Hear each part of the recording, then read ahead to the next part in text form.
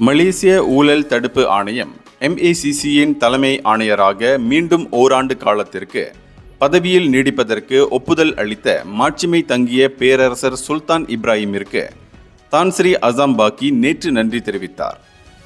பேரரசரின் இந்த அரச ஒப்புதல் தனக்கும் ஆணையத்திற்கும் கிடைத்திருக்கும் மிகப்பெரிய கௌரவம் என்று இங்கு வெளியிட்ட ஓர் அறிக்கையில் அவர் தெரிவித்தார்.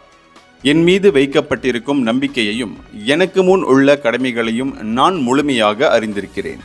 அனைத்து வகை ஊழல், அதிகார துஷ்பிரயோகம், ஒழுங்கீன நடவடிக்கை ஆகியவற்றை துடைத்தொழிக்கும் ஆணையத்தின் முயற்சிகளுக்கு நான் தொடர்ந்து தலைமையேற்பேன்.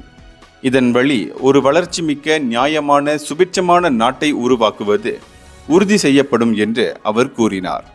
தம் மீது நம்பிக்கை வைத்து தொடர்ந்து ஆதரவு நல்கி வரும் பிரதமர் டத்தோஸ்ரீ அன்வார் இப்ராஹிமிற்கும் அவர் நன்றி தெரிவித்தார். மலேசியாவின் ஊழல் தடுப்பு குறியீட்டை இன்னும் சிறப்பாக்குவதற்கு ஆணையம் அதன் கடப்பாட்டில் உறுதியாக இருக்கும்.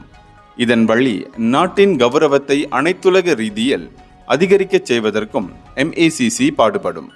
அசாம் பாக்கியின் புதிய பதவிக்காலம் 2025 மே 13 தொடங்கி 2026 மே 12 வரை நீடிக்கும். 62 வயதான அசாம் பாக்கி 2020 மார்ச் 9 MACC தலைமை ஆணையராக நியமனம் செய்யப்பட்டார்.